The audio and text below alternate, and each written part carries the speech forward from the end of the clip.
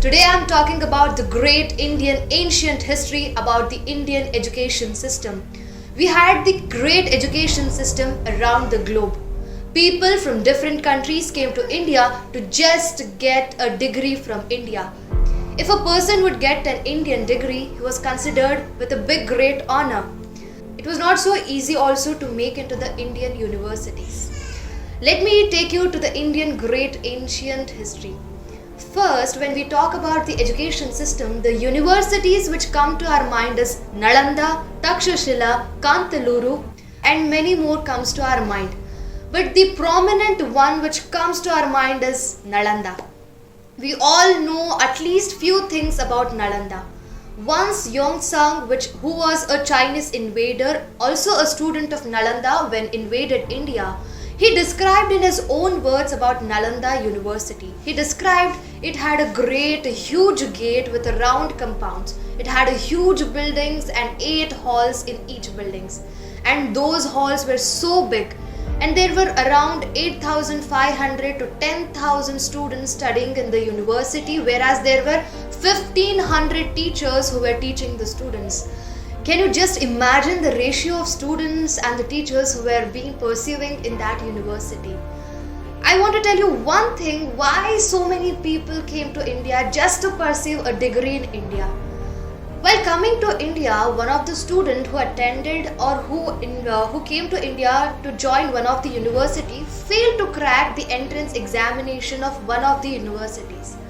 I'll tell you how the Indian university conducted its entrance exam. First of all, the education was free in ancient Indian time. The education fee was funded by the 100 villages surrounded by that university. People gave as a donation for the university as they thought that education was a great thing which cannot be paid by money. So when people came across the globe just to pursue a degree from India, there was an entrance exam where only 20% of people would make into it, and whereas 80% of the people would fail. And this was great sort of sad news for them. They joined the adjoining coaching centers which were located around the universities. They took training, and few of the people just went to other countries just to learn Sanskrit so that they can come into India and pursue a degree. If a person gets a degree from Ujjaini, he is considered as a maths genius, because one of the universities, every university had its own cultural heritage and one of its unique feature. One of the most prominent person we hear in our Indian history is Bhaskaracharya. He was graduated from Ujjaini University, and he also told that when we have to use the decimal system, he also invented differential calculus. When we look into our Vedas, it's so prominent that we have Vedas in our land. This is all about the universities which are there in India. Not only about education, politics, astronomy, martial arts, medical science, everything was taught in the Indian universities. When the person is gone into the university, he has not only been educated but also been taught morally. When the king would donate the land for the gurus, the teachers who would teach the people as a student, they could come in the verandas of their house where they had built their house, or they could sit under a tree and they would teach their students. This was how the education system was going in those prominent times. When we think of the things what were included in those universities, let us go deeply into the things what were taught in those universities. When we look into the subjects which were taught in the universities are Vedas, astronomy, lawmaking and many more things which were taught in the universities. When we precisely look into the Vedas, there are 4 Vedas: Rig Veda, Yajur Veda, Sama Veda and Atharva Veda, where these 4 are subdivided again. When we look into the Rig Veda, firstly, it tells the process of making of aeroplane, ship, and it also tells the process of agricultural methods, and many more things are included in Rig Veda.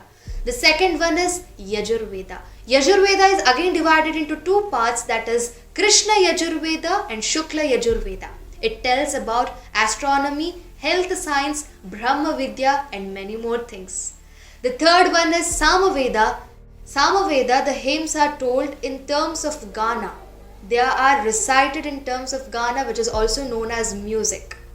The fourth is Atharva Veda. In this Atharva Veda, it tells about Brahmacharya. Precisely, it tells the way of living of a human lifestyle, how to lead a great human lifestyle. These are the four Vedas, which includes many more things which I didn't tell you. If I go on telling you the things which are included in these Vedas, there are so many things which we have to know about that. Rig Vedas, the Vedas, the Atharva Veda, Sama Veda, Yajur Veda, and again the things which are not told in these Vedas are again Upanishads, which are there in 108. There are 108 Upanishads at the last. The one thing about the Veda is that these all Vedas belong to Indian land and these are written by Indians, but the patent rights of these Vedas are under German. It feels bad that this all belongs to India and the patent right is under the German nation. Yes, the thing is that it is ours and we feel that the patent rights may be theirs, but we all strongly know that this is ours, this is from our land. When we are talking about these universities, the great Indian educational heritage, which is all declining and it has been ruins.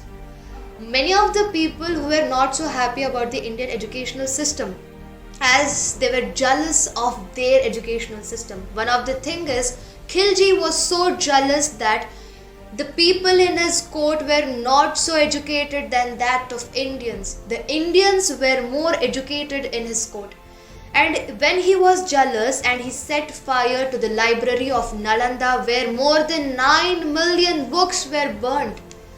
When we hear that more than 9 million books, we also hear a few things that those library burnt for 2 months continuously. Can you think of that? When a library is set fire and it is burnt for 2 months, there were so many manuscripts we found so many inventions, so many things were discovered now.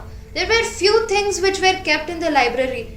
Now we found many things such as this aeroplane, ships, rockets and many more things. There might be something, a manuscript which was present in that university which told the discovery of something.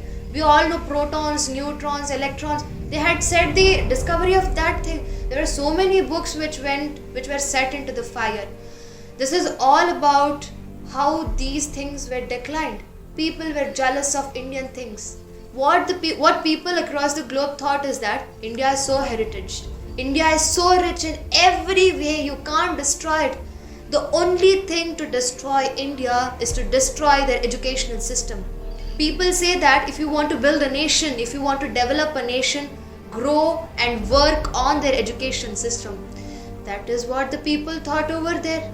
They set fire, they ruined, they attacked our universities, and with the time everything went into ruins. We should come back to our rules, come back to our roots, and we should always be positive and we should be always so motivated and energetic that we are Indians. Be proud that you are an Indian. Thank you.